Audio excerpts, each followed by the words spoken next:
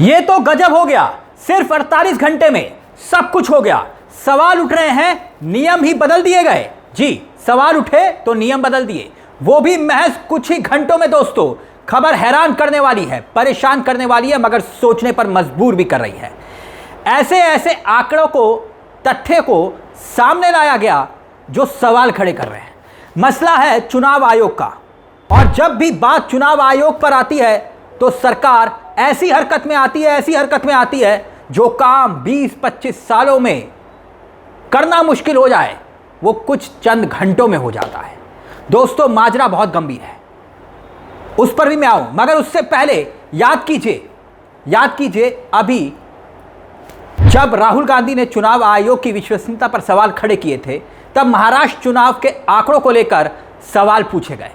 अखबार भर दिए, संपादकीय लिख दिए राहुल गांधी ने, तो बीजेपी वाले आग बबूला हो उठे।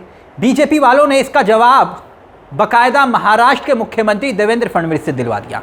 देवेंद्र फडणवीस ने भी आर्टिकल लिख दिया। जवाब देना था चुनाव आयोग को, जवाब दे रही थी बीजेपी। लेकिन राहुल गांधी से क्या कहा बीजेपी वालों ने कि आप जब भी हारते हैं तो राहुल गांधी संवैधानिक संस्थाओं पर सवाल उठाते हैं, विश्वास नहीं करते। लेकिन दोस्तों, अब जो जानकारी निकल कर आ रही है वो इस बात की और इशारा कर रही है कि आखिर चुनाव आयोग की असहमति के बाद भी सरकार इतनी जल्दबाजी में क्यों थी। दरअसल ये जो खबर है वो आपको बड़े बड़े चैनल्स पर नहीं दिखाई देगी, क्योंकि वो खबर दिखाते कम है, छिपाते ज़्यादा है। मगर एक शानदार काम एक पत्रकार ने किया। पत्रकार है अरविंद गोनेटकर। अरविंद जी ने बहुत शानदार तरीके से एक आर्टिकल लिखा जो स्क्रॉल में छपा है। दोस्तों, इस आर्टिकल में अरविंद ने जो डॉक्यूमेंट्स रखे हैं, जो तथ्य रखे हैं, वो कई सवाल खड़े कर रहे हैं। जिसकी पर्देदारी हो रही थी दस्तावेजों से पता चलता है कि कानूनी अधिकारियों को की जो आपत्ति थी, उसकी बिना सहमति के चुनाव आचरण नियम जो होते हैं उसको बिजली की रफ्तार से संशोधित कर दिया गया।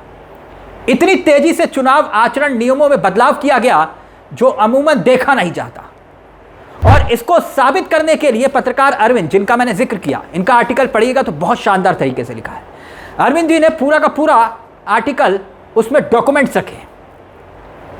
इसके कुछ अंश मैं आपको हिंदी में समझाने की कोशिश करता हूं, है अंग्रेजी में, लेकिन हिंदी तर्जुमा करने की कोशिश करता हूं, जो अरविंद अपने सोशल मीडिया हैंडल एक्स पर भी शेयर करते हैं। दोस्तों, आपको याद होगा जब हरियाणा में इलेक्शन के नतीजे आए तो हर कोई एकदम हैरान रह गया। यह बात सही है कि उसमें कांग्रेस पार्टी ने बहुत सी गलतियां की होंगी, भीतर घात हुआ था, इसमें भी कोई दो राय नहीं। लेकिन कई जगहों में गलत फर्जी वोटिंग की शिकायतें भी आई। बाकायदा कांग्रेस पार्टी ने कई जगह अलग अलग तरह से शिकायतें भी की। तब उस वक्त याद कीजिए, एक वरिष्ठ वकील थे महमूद पराचा। उन्होंने हाई कोर्ट में एक अपील दायर की। अपील यह कि हरियाणा के जो भी पोलिंग पेपर्स हैं, जो पोलिंग्स के दौरान पेपर्स इस्तेमाल किए गए, यानी कि जो डॉक्यूमेंट्स होते हैं उनका जो इस्तेमाल हुआ, और जो सीसीटीवी फुटेज है उसको जारी किया जाए, उसका एक्सेस उन्हें दिया जाए, यानी कि वो जो सब कुछ डॉक्यूमेंट्स हैं वो उनको उपलब्ध करवाया जाए। दोस्तों, हुआ ये कि मांग हुई।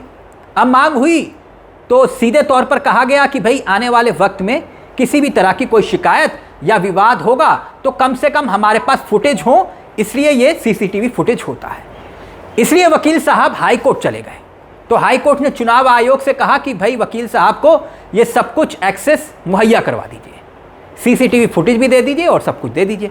लेकिन हैरानी की बात तब हुई जब अचानक एक खबर आई। खबर यह कि चुनाव आयोग महमूद पराचा को सारे डॉक्यूमेंट्स और सारा फुटेज डेटा मिल पाता, उससे पहले ही इस पूरे के पूरे नियमों में ही बदलाव कर दिया गया। और ये सब कुछ हैरान करने वाली जो बात सामने आई है वो महज कुछ ही घंटों में हुआ। सब कुछ 48 घंटों के भीतर हो गया। जैसे कि मैंने आपको पहले कहा, महज 48 घंटों में नियम बदल दिए गए। अरविंद के आर्टिकल को अगर आप पढ़ेंगे तो उसमें पूरी जानकारी उपलब्ध है। ये अरविंद जैसे पत्रकार वाकई में बहुत मेहनती होते हैं जो इस तरह की जानकारी इकट्ठी करते हैं, और इस जानकारी को इकट्ठी करने में वक्त भी लगता है दोस्तों। हरियाणा के नतीजे आने के बाद याद कीजिए, शायद 9 दिसंबर 2024, यानी पिछले साल हरियाणा चुनाव में फॉर्म 17C और सीसीटीवी फुटेज उपलब्ध कराने के हाईकोर्ट ने निर्देश दिए। यह खबर तो आप सब जानते हैं, मगर उस वक्त हरियाणा चुनाव को लेकर कांग्रेस पार्टी ने सवाल जब उठाना शुरू किया, और उसी एक हफ्ते के बाद खेल शुरू हुआ। एक हफ्ते बाद चुनाव आयोग ने, यानी कि 17 दिसंबर को चुनाव आयोग ने जो नतीजे, क्योंकि मैंने आपको बताया कि 9 तारीख को जारी हुए थे और 17 दिसंबर को हाई कोर्ट ने आदेश दिया, उसके ठीक एक हफ्ते के बाद चुनाव संचालन नियमों में बदलाव कर दिया गया। यह खबर आई, नियम 93 में संशोधन कर दिया गया। केंद्रीय कानून मंत्रालय को पत्र लिखकर बकायदा यह जानकारी दी जाती है, और ठीक एक हफ्ते के बाद केंद्रीय कानून मंत्रालय को 19 दिसंबर 2024 को चुनाव आयोग को पत्र भी दिया जाता है। एकाएक रिसीविंग होती है। रिसीविंग कई हफ्ते लग जाते हैं, महीने लग जाते हैं रिसीविंग होने में, लेकिन देखिए 17 तारीख को, यानी कि 17 दिसंबर को ही इलेक्शन कमीशन ने चुनाव आयोग को पत्र लिखा। कानून मंत्रालय को 19 तारीख को सिर्फ 2 दिन के अंदर पत्र भी मिल गया। ठीक फिर कानून मंत्रालय ने उसे ठीक एक ही दिन के बाद रिसीव भी कर लिया। रिसीविंग के एक दिन के बाद 20 तारीख को, यानी कि 20 दिसंबर 2024 को चुनाव आयोग के अधिकारियों के साथ बैठक भी हो जाती है, और इस बैठक में सब कुछ हो जाता है, यानी कि सब कुछ। प्रस्तावित संशोधन की भाषा पर आपत्ति भी जाहिर हो जाती है, और चुनाव आयोग ने इसमें आपत्ति तो जाहिर की भाषा को लेकर। इसके बाद उसी बैठक में चुनाव आयोग को कानून मंत्रालय के द्वारा संशोधित मसौदा उपलब्ध भी करा दिया जाता है। उसके बाद दोस्तों उसी दिन, फिर से सुनिएगा, उसी दिन एक और एक्शन होता है। चुनाव आयोग उसी दिन 20 दिसंबर 2024 को कानून मंत्रालय के संशोधित मसौदे की पुष्टि करता है, और अनुरोध किया कि इसे जल्द से जल्द अधिसूचित कर दिया जाए, मतलब इसको नोटिफाई कर दिया जाए, नोटिफिकेशन लाया जाए। सब कुछ उसी दिन हो रहा है, बैठक भी उसी दिन हो रही है, चुनाव आयोग ने आपत्ति भी उसी दिन जाहिर की, और उसके बाद सहमति भी उसी दिन बन गई, और उसी दिन चुनाव आयोग ने कह दिया कि इसको लेकर नोटिफिकेशन जारी कर दीजिए, अधिसूचित कर दीजिए। और उसके बाद दोस्तों विधि मंत्रालय द्वारा, कानून मंत्रालय के द्वारा संशोधन अधिसूचना के लिए अंतिम नोट जारी कर दिया जाता है 20 दिसंबर 2024 को।